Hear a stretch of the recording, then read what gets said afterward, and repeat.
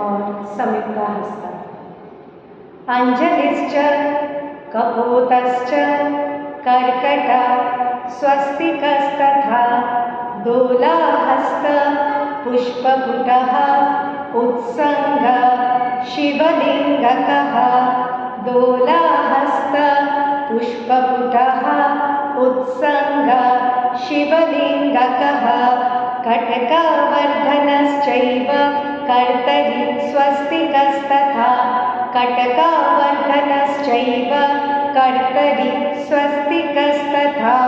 शकटं शंख चक्रे च संपुट पाश कीलकौ मत्स्य कूर्म वराहश्च गरुड नागवन्धकः। खट्व भेरुण्डकाभिश्च तथा चैव